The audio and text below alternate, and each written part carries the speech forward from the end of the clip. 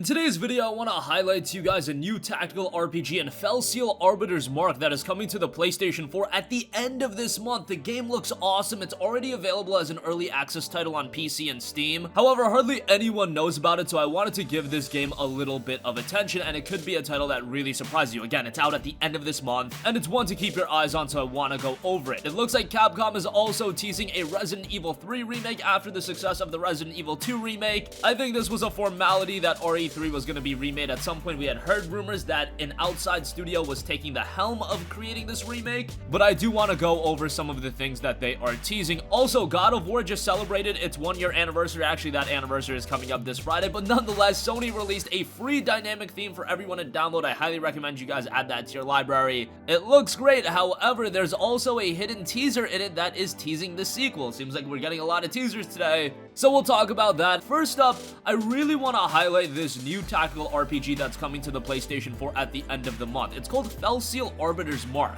As I mentioned, the game is already available as a Steam Early Access title. Unfortunately, PlayStation 4 doesn't offer an Early Access program unless you're an exclusive like Dreams. Dreams is the only Early Access title that I remember ever appearing on the PlayStation 4, but nonetheless, Fell Seal Arbiter's Mark will be hitting the PlayStation 4 on April 30th, and it's a game being done by Six Eyes Studio, a new studio, and being published by 1C Entertainment. 1C Entertainment generally puts out some pretty interesting titles. Not all of them turn out to be really great. However, they have put out some interesting games, and Fell Seal Arbiter's Mark, again, as an early access title on Steam, it's already been received very, very strongly. And right away, when I look at this game, I'm instantly captivated by the gorgeous visual style. If you're a fan of old school RPGs, man, this is really gonna hit home to you. It is a turn-based tactical RPG, so a little bit different than maybe the action RPG that some of you guys are more familiar with. However, I do want to read some of the descriptions of the game. Fell Seal Arbiter's Mark is a turn-based tactical RPG with a focus on storytelling and strategic battle. Unfold a mature story as you progress through handcrafted scenarios, controlling your own group of arbiters, with each character customizable. It does look like you're gonna control a wide array of different classes and abilities. They have a lot of information in the early access page, and currently their goal is over 40 unique maps, 25 classes, and 200 abilities. Fell Seal Scope is a vast undertaking, and they're a small team of 2 developers, and while they're incredibly dedicated and passionate, there's still only 2 of them, so you can see why it takes a little bit of time and why they had to go the early access route. You take control of the Arbiter Kyrie, an agent of the Immortal Council, tasked with preserving stability and order throughout the land, and lead your troops through difficult encounters. It's out an experience that's an epic and mature story unfolding through over 40 story encounters and topped with challenging endgame content. Classic tactical combat battles with rugged terrain and elevation taking place on beautiful hand-drawn environments, and yeah, I definitely can see that with the environments. They look great.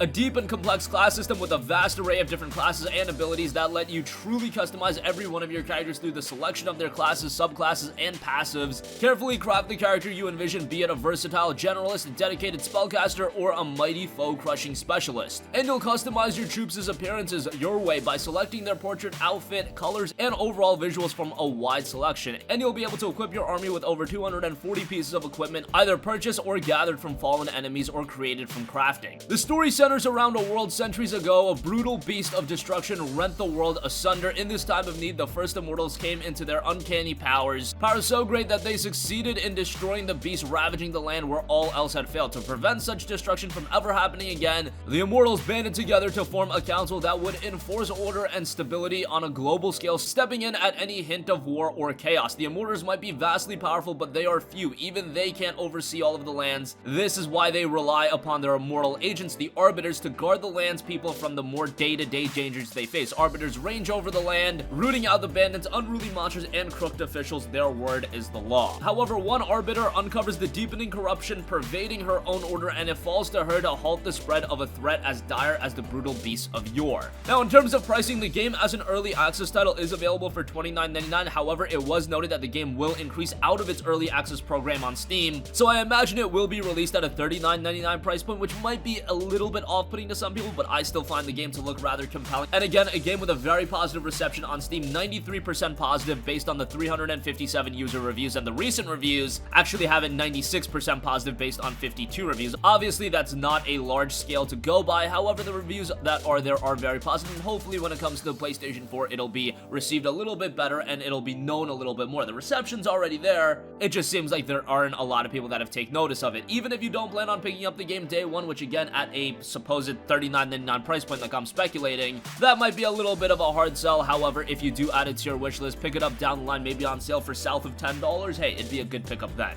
Outside of that, I also want to highlight the fact that Capcom appears to be teasing something related to Resident Evil 3. Now, this was a rumor that was going around, however, it was a rumor that also suggested that an outside studio was taking the helm of the Resident Evil 3 Nemesis remake, but nonetheless, that would be very exciting if it did happen, and RE2 did so well that I think at some point it will happen. The Resident Evil Twitter account put this tweet out: "Ever feel like somebody's watching you?" And this is directly from a story element of Resident Evil 3 where Jill is stalked by Nemesis, who she frequently encounters throughout the game, and then another tweet was putting out, "Clearly something or someone doesn't understand the concept of doors. What do you think happened to the wall here? Hashtag RE2, and it shows the aftermath of the event of Nemesis, so that points to something RE3 related as well. Resident Evil 3 originally released all the way back in 1999, and while I wouldn't say it was as good of a game as Resident Evil 2, it was still a very good game, and I think if a remake did occur, considering the excellence Capcom brought with the RE2 remake, I would be very excited for it. Depending on what kind of outside studio is working on the game, that is a little bit of a question mark, but nonetheless, if they were able to, say, compose a team like Bluepoint to work on a Resident Evil 3 remake, of course I would be very excited for that, but nonetheless, Capcom has been doing terrific work ever since the release of MH World. You just look at their track record from Monster Hunter World, then you had Mega Man 11, then you had Resident Evil 2, then you had Devil May Cry 5. They have just been firing on all cylinders, and I think a Resident Evil 3 remake would once again get gamers very, very excited.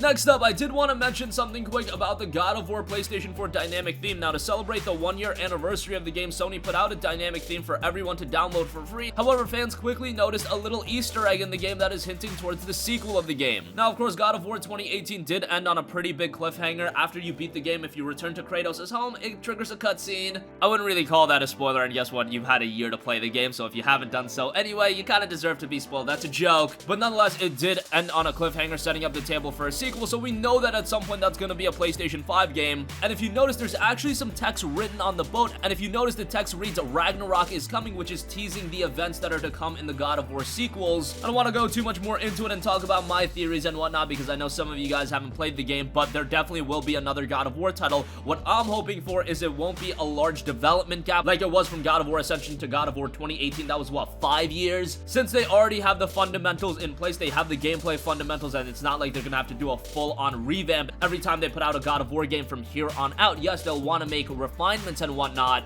but now that they have the majority of elements in place, you would hope that, say, games could come out every 3 years or so. That would be great. I know some of you guys are hoping for God of War 2 to be a launch title to the PlayStation 5. I think that might be a little bit too quick, but if it's, say, revealed alongside the PlayStation 5's major reveal, I wouldn't be all too surprised with that. God of War is currently on sale on the PlayStation Store as well. You can get the vanilla version for $24. The digital deluxe edition is available for $30. They even have God of War 3 Remastered on sale for $14. If you've yet to play God of War 2018, again, you're doing yourself a grave disservice, especially if you have a PS4 Pro, one of those games that really accentuate the power of the Pro, and I would give it a strong recommendation. I can't wait for that follow-up title. And again, the dynamic theme is available for free, and it's hiding a pretty clever Easter egg. Ragnarok is coming. I think the next few God of War games are going to be even more crazy than the 2018 game, but nonetheless, that's something to look forward to down the line. And that's gonna conclude this video. Again, the tactical RPG and Fell Seal Arbiter's Mark is coming to the PlayStation 4 on April 30th. The game has already been received very strongly on PC through its early access program, but it will be coming to the PS4 on April 30th, so that's pretty exciting.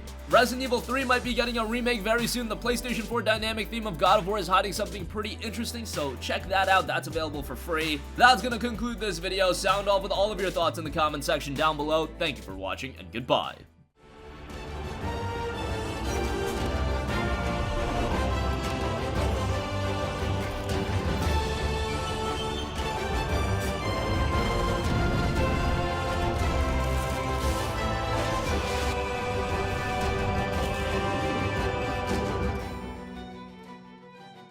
Hey guys, we hope you enjoyed the video, and if you did, make sure to hit the subscribe button, and if you're already subscribed, do us a favor and hit the bell icon. This way you'll be notified whenever we post a new video. That's the best way to keep up with all of our uploads, and we usually try to upload 2 videos a day. And with the bell icon hit, you'll be notified whenever we do upload a video. As always, thanks for watching.